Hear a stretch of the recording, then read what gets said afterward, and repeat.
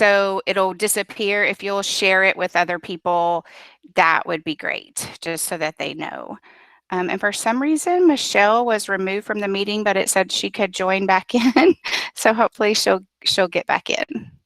So if you guys could help with two things, being sure that new people get the link to the presentation, as well as saying who you are and what role you have, that would be much appreciated. So for those of you that don't know me, my name is Lisa Pogue. I'm an instructional design coach at Royce City High School. This presentation is putting me way back to where I first started teaching, and that was my very first job was a first grade teacher. I have taught first grade, second grade, and fourth grade as a classroom teacher. I've been a GT specialist and am taught English at the high school, so I've kind of done the gamut. It's just been a while since I've been in a reading class. So my job today is not to really teach you how to do a reading group, because I know that you guys do that and you know how to do it. It is to figure out how can we do this in our current situation. And so we're going to have to, everybody, open our minds up to what we previously have as far as what a small group reading looks like. And we're going to figure out how we can still help our struggling readers in the classroom that we have, which is a digital classroom. So there will be lots of times for questions. I'll go back and forth so that we can, so that I can answer any questions for you. And I just want to verify, give me a thumbs up if you can see the presentation. I just want to be sure that I'm not, everybody good? Okay, perfect. All right, so today we're going to talk about how we can still meet the needs of our early readers or any of our readers that are below level. So if you're a fifth grade teacher and you have a reader that's reading on a second or third grade level, so we're really talking about these kiddos that are not on level. We don't want them to fall any further behind. The least we want them to do is maintain, but we really want them to continue to make progress. So we're going to talk about who do we need to be seeing, what digital tools will we use, and how can we organize? I am going to be real honest with you. I don't feel like I can solve all of the world's problems today, but we will work together and come up with those. So small group reading groups. Like I said before, you're going to have to kind of erase what you have in mind, because it's probably not going to be a group as we usually think about it, but more of an individualized reading plan for your struggling readers. And that may mean that some of your students are reading the same thing, but it's highly unlikely that you'll be able to sit in front of them like you would in a regular reading group. So just kind of keep that in mind. We're really talking about what's an individualized reading plan for our struggling readers. So let's think about, how often do we need to be connecting as far as reading instructors with our students? Our above level readers, we don't want to let them fall behind. They or get on level. We want them to keep making progress. So they still need a challenge. So I would encourage you to still be challenging them to read something above their level and check in with them on how it's going with their comprehension of that material. So they really need a weekly check-in. How are you doing? What are you reading? Are you comprehending it? Did you come across any words that you didn't know? And we're going to talk about some digital tools you can use to check in with those readers as well. Your on-level reader, your whole class lesson that you're offering them right now in your regular lesson plan, that really should be meeting the needs of those kids, but we still need to be listening to them read at least once a week, maybe twice a week if they're one of those kids that are on the bubble, but we just have to be listening to our kids read in order to know if they're progressing in the way that we need them to. But our below level readers, we need to be connecting with them as often and in as many ways as possible. So that's the thing I want you to keep in mind through this whole thing. We are not going to ignore our above level readers. We still want to challenge them. We're already most likely meeting the needs of our on-level readers, but we don't want to just ignore them and think that we are. But we're really talking about how often can we get books on their level in front of our below level readers. So because there's a lot of people in here, I'm going to kind of go back and forth. So far, does anyone have any questions about what I've said so far? And you can type those questions in, or if you have the nod, which everybody should up in the left-hand corner, if you want to click the raise your hand, I can speak to any questions that you might have. And if no one has any questions, we're all good? Okay. I just want to be sure to stop periodically and give you the opportunity to ask for any questions or clarifications. So, what are we going to do to meet the needs of our lowest readers? Well, the first thing we have to do is we have to identify them, and you probably all know who they are. Those are the kids in your class who are reading below level. You probably have it memorized what level they're on. You probably know what their struggles are, which interventionist works with them, how often you work with them. So that step should already be done. And then you need to have a plan for dividing them up among your team, whatever that might be. It might be your classroom teacher, it might be your interventionist, your dyslexia teachers, your intervention aides, and that plan may look different depending on which school that you're at. So this is where the team comes in place, where you talk with your administrators and you come up with a plan. When I talked with Ms. Robinson and Ms. Hopkins, one suggested plan was that your interventionist would work with your, so we have just hypothetical number.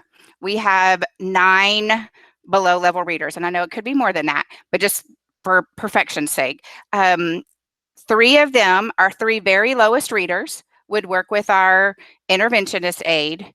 Our next 3 lowest, with our interventionist, sorry about that. Our next 3 lowest readers would work with the teacher, and then the next 3 lowest readers would work with the intervention aide. That's just one model. But you guys just need to have a plan with who's going to be touching base with which students. So I'm going to ask you guys a question, and I want you to type it in. If you're a classroom teacher, how many below level readers do you currently have in your class? If you guys would type that in the chat box. When we're talking about students not reading on grade level, how many students do you currently have? So we're looking at some manageable numbers so far. 10 looks like 9 to 10, 20. Okay, so she's going to need some help. Michelle, I'm glad you got back in. It said you were disconnected. 12, okay. So some of these numbers look pretty manageable. Some of them, it looks like it might be about half the class, and then we do have some higher numbers. So that's where, again, there's no possible way, my sweet teacher who now it's gone to the top, who has 20 below level readers in her class, that she can meet the needs of all of those students on her own without any help. So that's where the team is really important, and it's important for you to access the people that are on your team, and y'all work together to come up with a plan.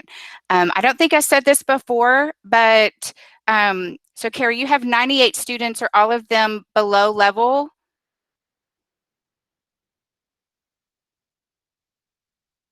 Yes, 5th and 6th grade teachers. So, okay, I'm looking for that number of how many kids are below level, just so we have an idea of, kind of the manageability of it. And so, Carrie, are you the only reading teacher, or is there another reading teacher?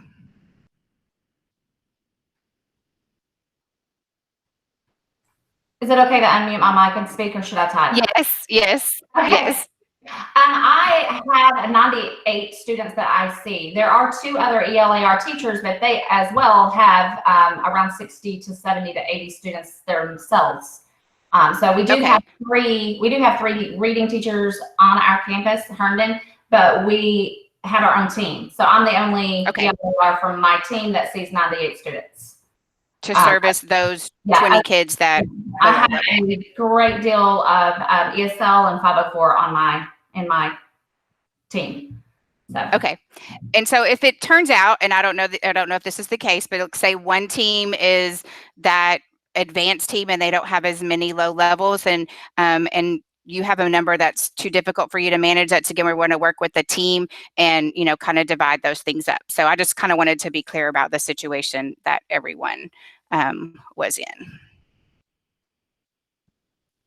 All right, so it's very important that you come up with a plan. How are we going to service these kids and who is going to service them? And it looks like for the most part, we have manageable numbers. There are a few teachers that are going to have those higher numbers. And again, that's really important why the plan comes in place, and that you're willing to ask for help so that we can be sure to meet the needs of those kiddos. And then obviously a fifth or sixth grade below level, you might be able to meet with two or three kids at a time. Whereas when we're talking about kindergarten, first grade, second grade, it's probably going to be difficult to do that. So we can have a little bit of wiggle room. I don't think I mentioned before, but this is for sure a two-part training. So today we're going to be introduced to one piece of it, and next week there'll be a second part. And then any questions that you have, if like we needed to meet separately with our fifth and sixth grade teachers or with the younger teachers to kind of come up with plans, we can always do that as well. And I know you have a lot of resources. So when we say connect, what does that mean? Well, one way it could be a Google Meet, and with the little kids, it's probably going to be that one-on-one, like I just mentioned. And your older kids, you could probably have two or three kids in there. But the struggle, as you've probably already realized, is going to be, could I get all two or three of them together at the exact same time? So that's where that could potentially be a challenge. So one way we can connect is in a live Google Meet like we are doing right now. Another way that we could connect is by recording ourselves reading the story, just like we would do when we were doing a reading group, using a digital book so the students can see it. And we, walk them through the book. We do our book talk. We, highlight any words we think they'll struggle with, introduce some sight words.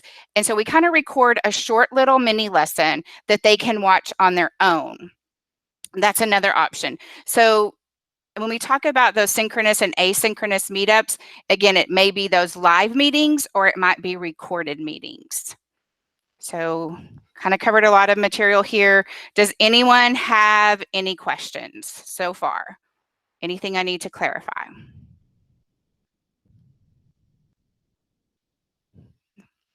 Okay, you guys are making this really easy on me. Okay, don't be afraid to ask questions. So we'll keep going. So what will you, somebody have a question? I have a question. Okay. So whenever we have a small group, if there are other parents, like obviously whenever we have a kindergarten group, I have parents sitting right there next to their kids. Are we not breaking any FERPA laws by having small groups and having parents right there when we have multiple kids involved?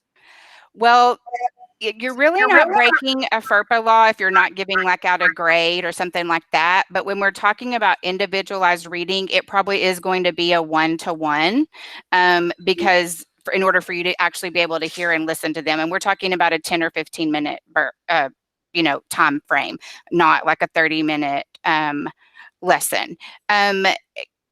Kayla, that's a question we're going to answer later. So your answer to your question is yes and no, Sarah. It wouldn't be, FERPA is when we're giving out personal information like their address, their location, their phone number, their grades. You're not going to be giving anything, about their grades, but more likely the most effective way for you to actually hear a student read is going to be in a one-on-one setting, and their parent probably will be there. Okay, I just didn't know if we were giving out information by saying like, this is, if we were making a group of this reading level and saying, these are my reading level D, for example, for kindergarten, or C. So all these kids, these three kids are going to read together. Then am I telling these other parents like, yes, these kids are on this same level that are not on level? Do you know what I mean? Like that was where I was struggling with that. Mm-hmm. Well, and again, I really personally think it's going to be impossible for you to have three kindergartners on a meet and for them to be reading at the same time like you would a regular reading group. Okay. So I think that's just something that to me would be difficult to do, to actually really hear what they're doing. And so we'll talk about some tools that will help you be better at that. And Bethany said she had the same kind of question, and that I think you're going to get more Oh, that's a good idea, Tiffany. Not calling them by a level, but calling them by their name.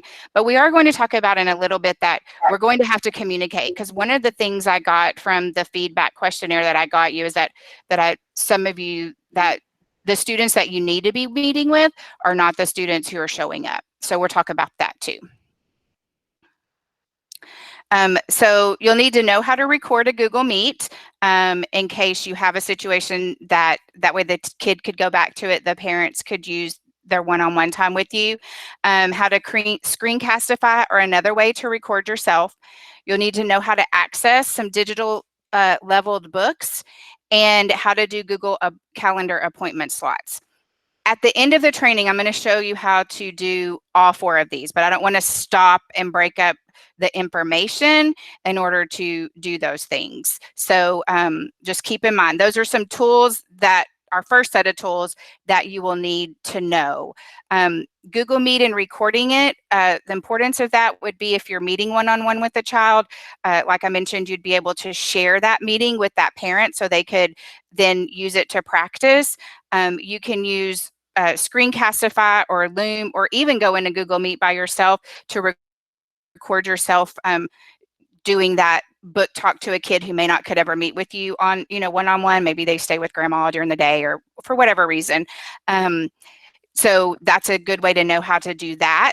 Your digital leveled books, there's a bunch of different options. So you're going to need to know the one that you feel the most comfortable with, and the one that you think will be easiest for your students and your parents to get to. Because the last thing we want to do is add one more confusing technology thing to these parents. So I will show you the one that I played around with and I used, but I'm not saying you absolutely have to use this one, because you want to use the one that you feel the most comfortable with and that you feel like you can explain to your parents.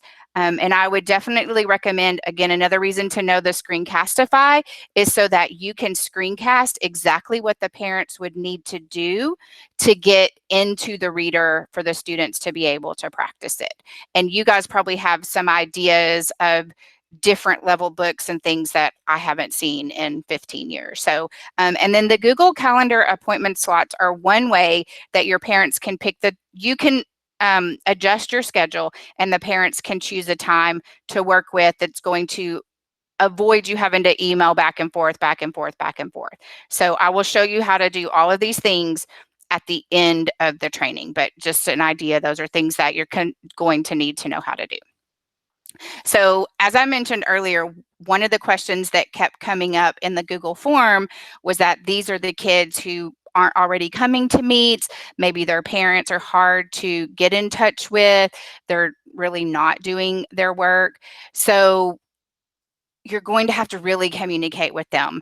And if it's a parent that you just really can't get a hold of ever, then, tap into one of your administrators or the interventionist at your campus, and let's all work together to try to get that, parent involved. Because I think if you make that personal contact with a parent and let them know that you really want to be sure their child continues to improve in their reading, and that you're willing to offer them some extra support, then most of them, I'm not going to say 100%, but most parents are going to be appreciative of that and work with you. But a lot of this is just really confusing to them. So it's just extra communication.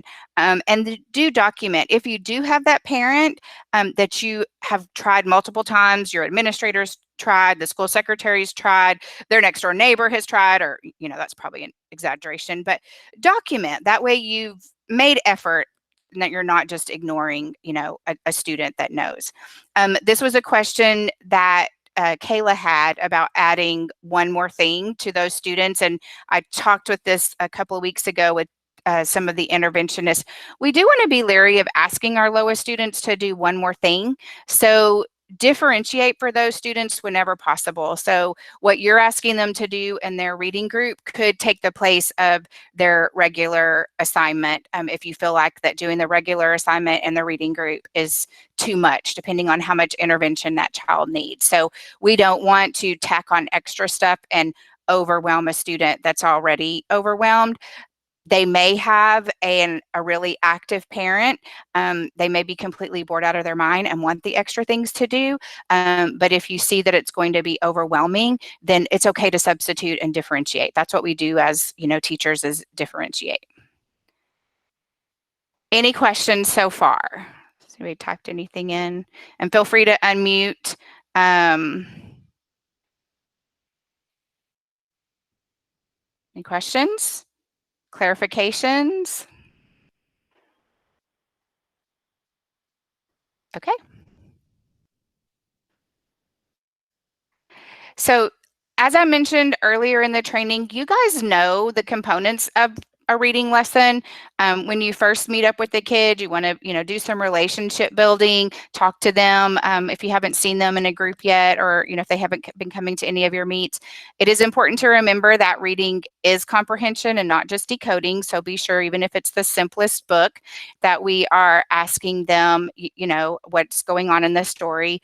They may need some word work, they may need some phonics, and they may, and then practice writing either their sight words or a pattern sentence, some phonics words.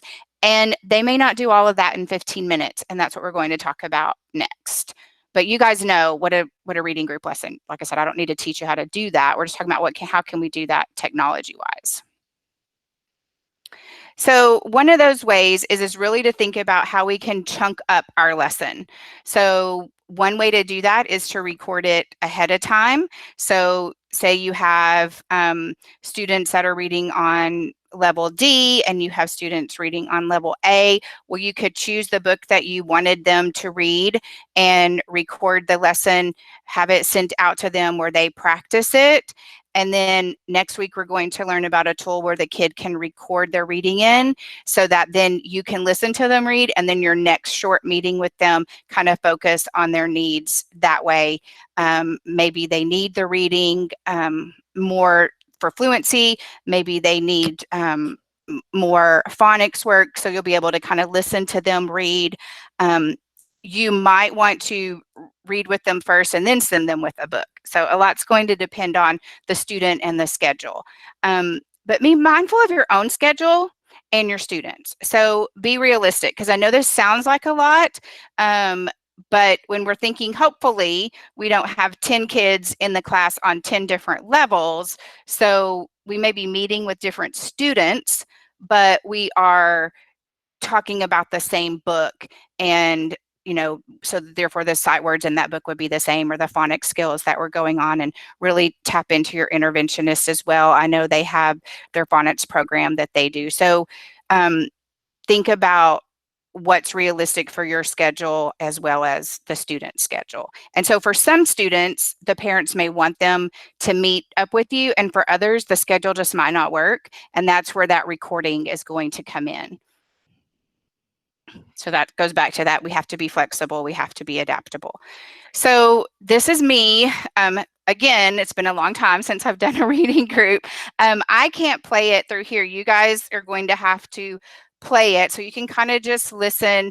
It's really corny, but that's what we do. So if you guys would take a few minutes to just play the video on your own screen and listen to kind of how I recorded a reading group lesson.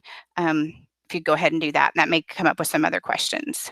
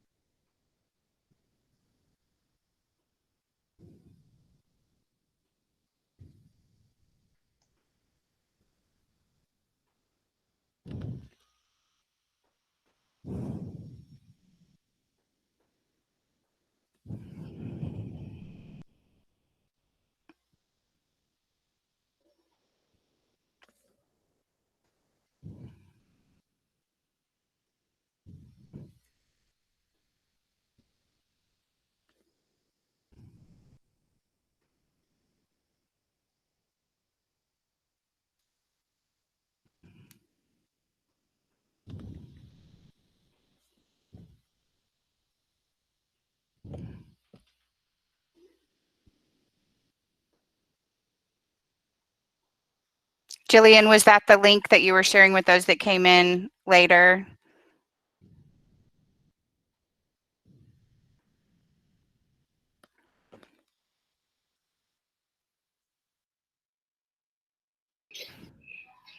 Yeah, it's a link to the slides. Okay, thank you.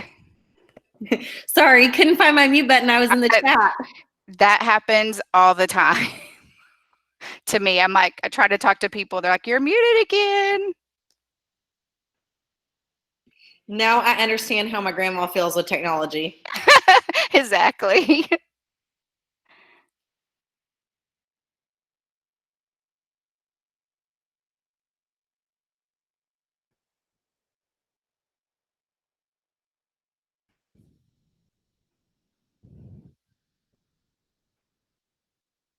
All right, so it's pretty simple, pretty basic. Those of you that didn't have a chance to look at it yet, it will be there for you, and we'll put the link back in, so it will be there. So before we move on talking about tools, what are some questions that I can help you guys out with?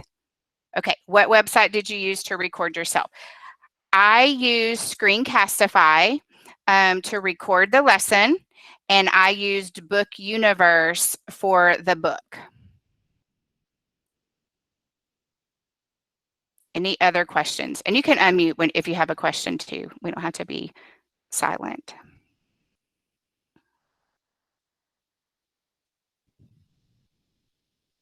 Yes, it's free.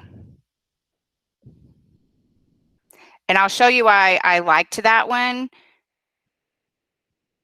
Yes, and for Screencastify, you can download the Google Chrome extension.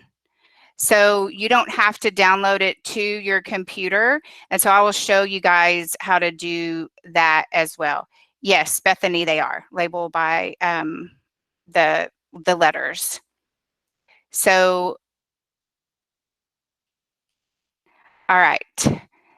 So let's talk about, obviously everyone knows how to get on Google Meet. How many of you, oh, just had a question pop up. How many of you need to know, Tiffany, I don't know about Raz Kids, so I'd be happy to look at it, or we can tie that in. That's why I was saying I want you to find what's comfortable with you, but I don't know. It's been a while since I've been in the elementary classroom, so I don't know that one.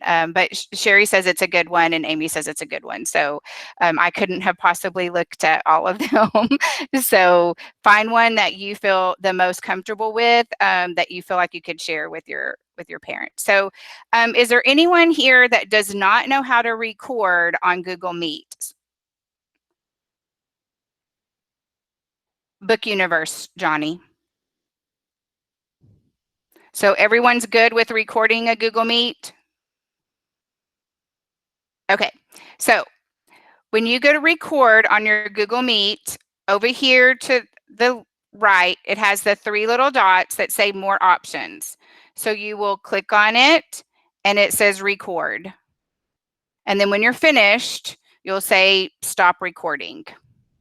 So if you're working with a student, you will want to let the parent know that you're recording the lesson.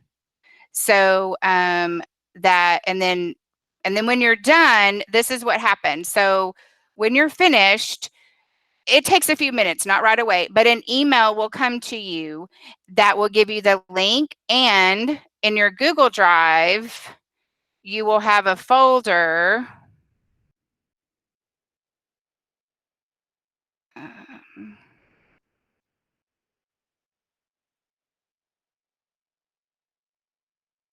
That says Meet Recordings. So all of the ones that you've done will be in there, and they even have a transcript. I prefer, see, there's the one with the teachers that I did. I prefer to then upload them to YouTube with an unlisted link, so that it just seems to say better and share easier to most people, but that's completely, again, up to you. And you can do the same thing with your Screencastify. So let me see if I have any questions that haven't. Yes, Loom is okay to use as well, Carrie. It's another good tool. Yes, Edie, it is pretty simple to use the recording. And I have, yes, I have Screencastify and Loom on there. Screencastify. So here's Screencastify. If you can see, it shows up here as the Google extension. If you're not familiar how to add extensions, you go to the Chrome web store, and you're going to get a Chrome extension.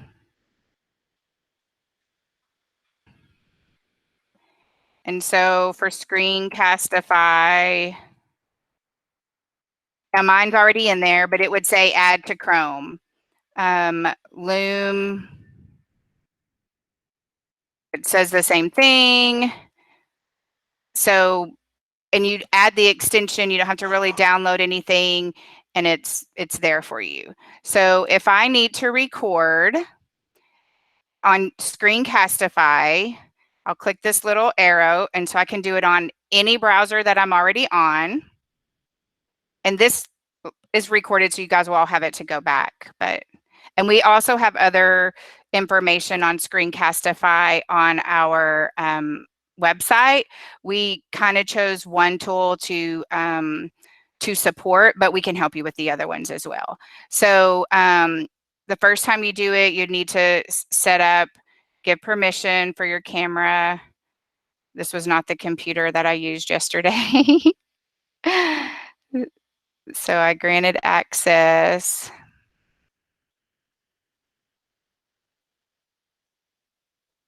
And you can decide, do you want to have just yourself? So if you just wanted to record something, you can do the camera only.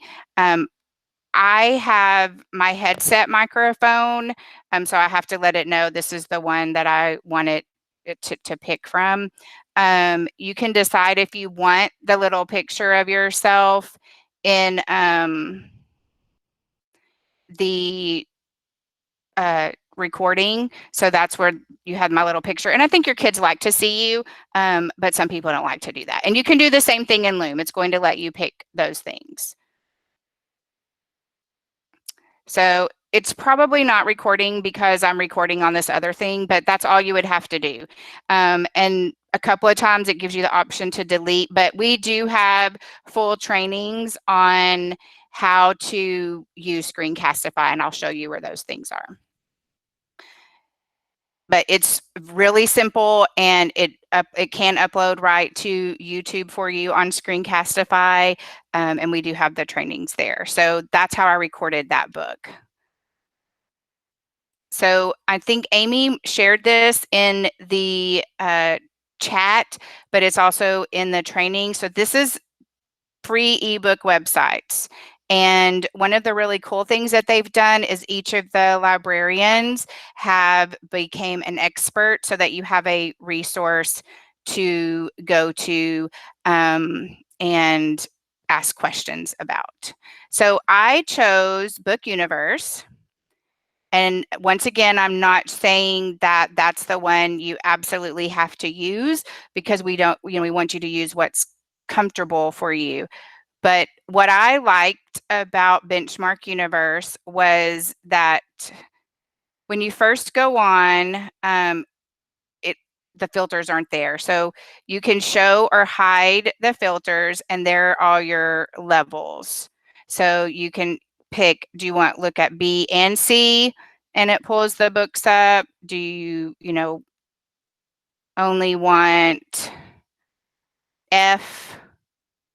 So there's a variety of choices for you to pick from. And I liked that the levels were right there. It was also very easy for me, having not ever used it. I went on, I requested, did exactly what the resource said here. I went to sign up, and I clicked on that. It gave me the information to sign up, and it sent me a username and password. And so it was very easy to navigate. But again, if whichever one you use, you would probably want to Screencastify for your parents how to get into it, so they have that resource to go back to. So I could kind of see the first couple of times, trying to get a few parents together to meet with you to give them the information on how you're going to support their child. So then when we go into the book, another neat thing about it is that guys won't be able to hear it, but it will read the book to the child. So it has the reading there. They can turn the speed on, how fast or how slow they want it to go. So when I was recording it for the Screencastify, I turned the volume way down so it would highlight so that the student could see it, but it does say it out loud. So I just turned it way down so that I was the one reading and not the book. And so, you can turn the page, and you guys saw all that in the video, but that's how I did that. So the other thing when Amy and Julia and I were practicing is I could send a link for the book to someone, and they could open it up if they had an account. So that was another nice feature that might make it simpler for the parents. But I'm sure there's good features in each one. And so that's where I really want to stress is find one that you're comfortable with, or if you're not comfortable with any, if you haven't done any, find one and learn it. Don't feel like you have to use all of them, and one that you can explain to your parents and one that's going to meet, best meet the needs of your kiddos. So find a source. All right, so before we do Google Calendar slots, anyone have any questions that I could answer? Yes, Amy, I used Bookmark Universe. Okay, good. That's good to know about the tutorials. Yes, Angelina showed you the levels listed actually on the books. That I'm not sure. So that I didn't see it listed there. Let's see. But I wasn't really paying attention either. It has the word count. It has the Lexile level. Yeah, there's the level right there. If that's what you were, is that what you were meaning, Angeline? Yes, okay. So it was there. I just hadn't looked for it. Any other questions before we move on to Google Calendar slots? Okay, so Angeline, if you were meeting with more than one student at once, I would want to meet with students on the same level, just because it's going to be easier for you. So I wouldn't have kids from different levels, just like you normally do in a reading part. Stacy, this link right here, Digital Level Books, in my presentation will take you to the list that Amy had created. So you can click right there, and it takes you to this list of a whole bunch of different resources that are available. Guys, I've been using Overdrive so much and getting audiobooks too. I love it. And if you didn't know this, the Houston Library will even let you, if you live in Texas, get books from them. So now I have the Roy City Library and the Houston Library. So I pretty much always have either a digital book or an audiobook for free. So just that's my little tip for you, but that is on there as well. So practice with the one you have. So any other questions about the digital books before we go to calendar appointment slots?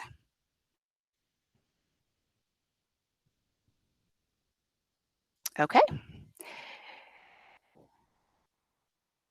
So let me ask a question before we move on. Has anyone here ever used calendar appointment slots? So we can see if there are people that could also offer support. If you've done calendar appointment slots before, if you'll type in yes.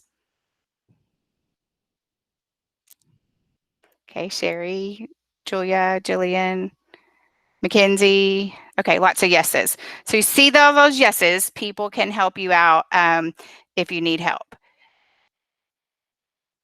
So let me show you what a calendar appointment slot will look like. Let's look at the week.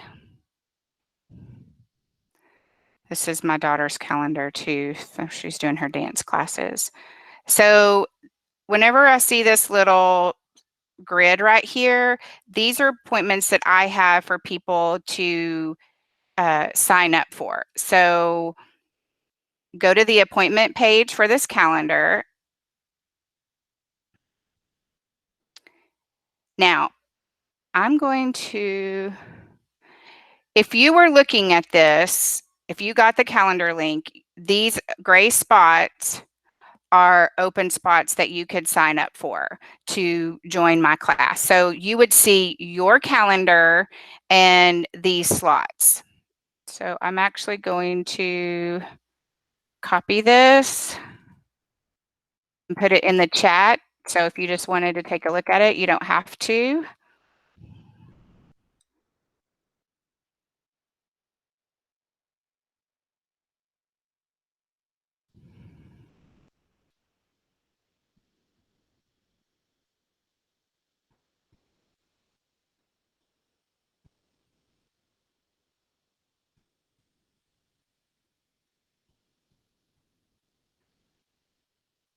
Okay, so you guys should, let me double check. Yes, so you should be able to click on it. And when you click on it, you will see your calendar slots and then those gray slots. So that's what a calendar slot looks like. And people can go on and they can choose to meet with you, and it will get an email to you and to your person. So how do we set those up? You start off just like any other appointment. You click create. And so we're going to call this small group reading slots, or maybe you want to call it private reading slots or individual group reading slots, whatever you want to call them. But you see, okay, hang on. I'm not in the right calendar. This is what happens when your daughter is using your calendar because it didn't give me appointment slots.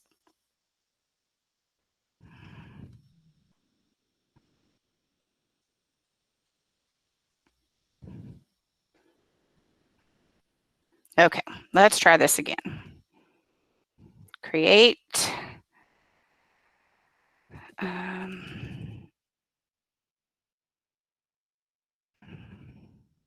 Then I will click appointment slots. So I decide, when do I want to be available? And say I want to do my reading slots from 1 p.m. to 2:30 p.m. I want 15-minute slots. Now, just a little tip. If you want 15-minute slots with your kids, oh, I'm going up. I would set a 20-minute slot just so you have 5 minutes, in between. And if there's any, time to go, if you accidentally go over. So that, and then you can, so if we go to more options, you can decide, I want this every weekday, and I want it to end, Lord willing, on April 30th, but I'm not holding, or May 1st, I'm not holding my breath, but it would be nice. And so then it will make it, so then you click save, and here's your link to the calendar's appointment page. So that's what you would send to parents.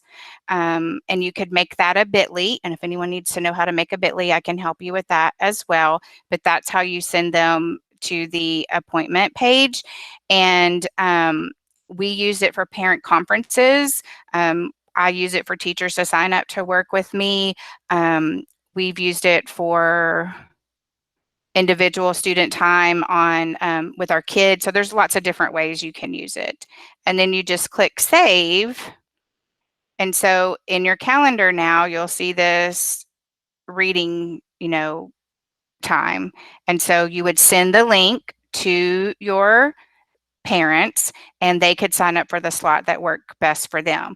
You might need to have, an hour in the morning and an hour night. And here's what I do with my slots. So like my coaching slots, I have them open, but if I'm like, if this day fills up, I might go take that day out. So don't overbook yourself, but just know these are the times you're available. So be realistic about how many you really can fit in, but know you have to be flexible. So once kids start, filling up a day and you're like, oh, that's going to be too much for this day, you can go ahead and close out the other slots. So be realistic with yourself.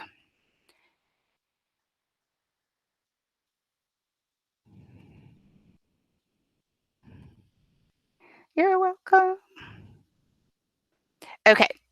So, do I have any questions now about appointment slots or anything else? I know it's a lot of information.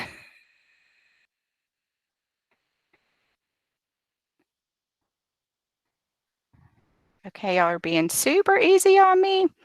All right, so that's the end of information for today. I really am here to help answer questions, or we have lots of specialists on here, interventionists, and you guys who are experts who can help each other with any questions, concerns, things that you have. So feel free to speak up. If you need to go, feel free to go. I know that we're here to answer that. Amy, I can't see your question. Next week, Amy, we're going to cover how to listen to the students read and get feedback.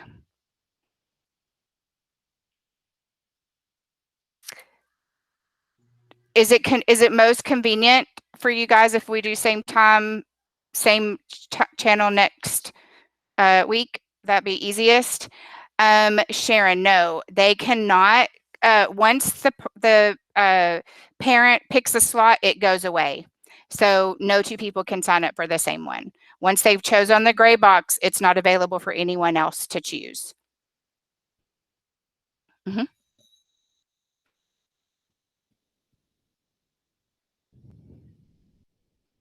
Yes, Cami is a good extension.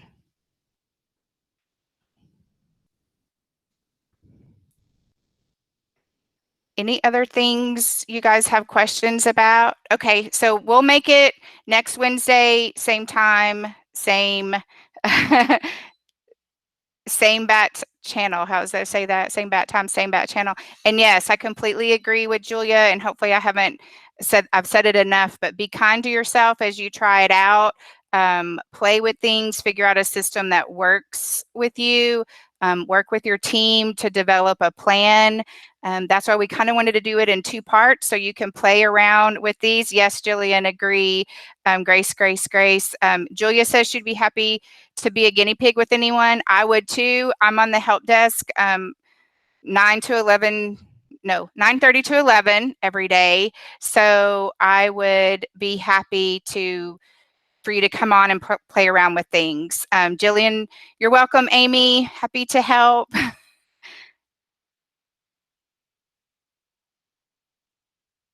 You're welcome, Elia. It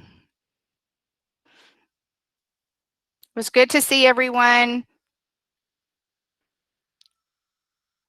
So good. Yay, Leslie. You're welcome. And definitely talk to each other about you guys have good ideas. You're the experts. Try it out with one kid first.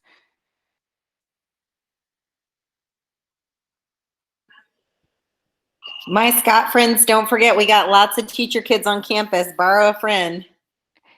Yes, that's a great idea. And one of the things we talked about last week was getting some of those teacher kiddos and having one of them model how to sit down and read with a child that we could give to the parents. So, that they could see this is what it looks like when you're listening to your child read. So if you have any volunteers, yes, one tool at a time. I miss y'all too, Connie. You're welcome. Elaine, that's funny. Chalice. Hi, Robin. There were so many people I couldn't see who all was in. Oh, thank you, Mackenzie. You're awesome too.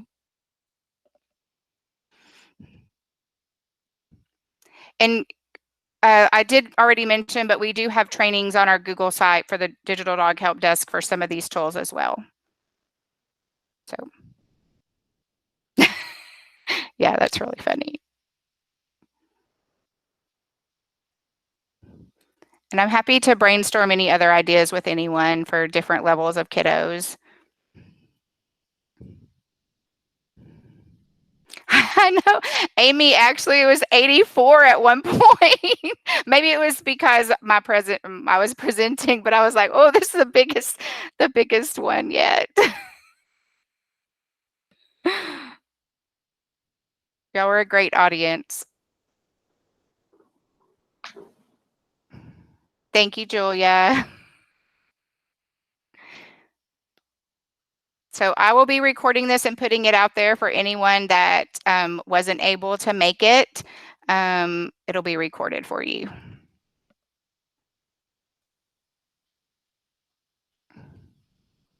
Yvette, I do think using a headset helps, and mine is a pretty cheap one from Amazon, a Logitech. Yes, Amy, I will send you the recorded link. Just because it cancels out the noise a little, and I can hear it better, and it makes it more clear. But you don't have to. Yes, I can send the link to the headset. Give me a moment.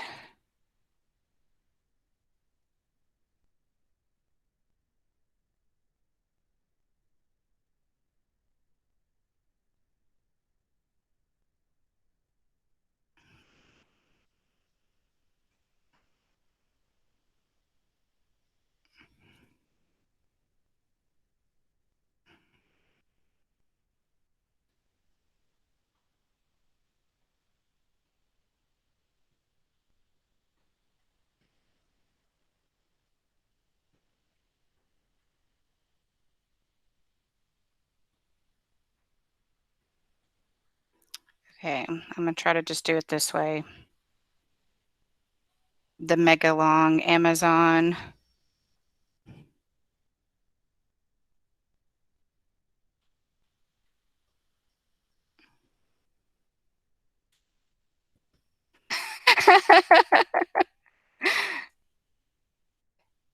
Okay, that's a super long link. Can y'all click on it? If not, I can email it out. Let me know if you can see it.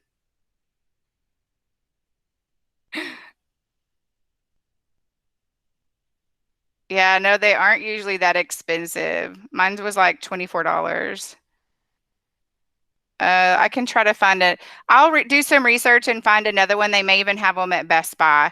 So if I send it out, I can, because I think it was like $25 or something like that. It wasn't super expensive. So I'll look for some other ones, but it's just Logitech noise canceling. Yes, I can go back to the Amazon page. Yeah, mine was not $89. Let's see. If your kids have a gaming headset,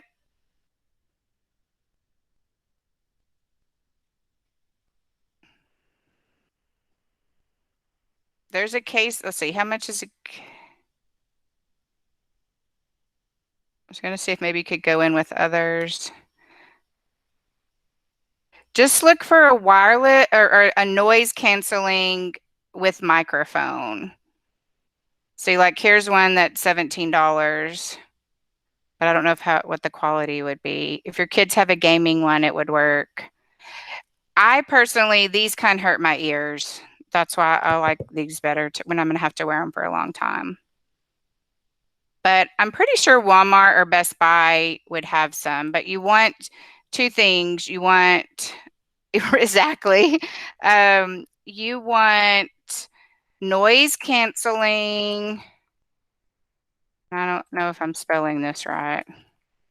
With microphone. So I would try Best Buy and Walmart, maybe even Target.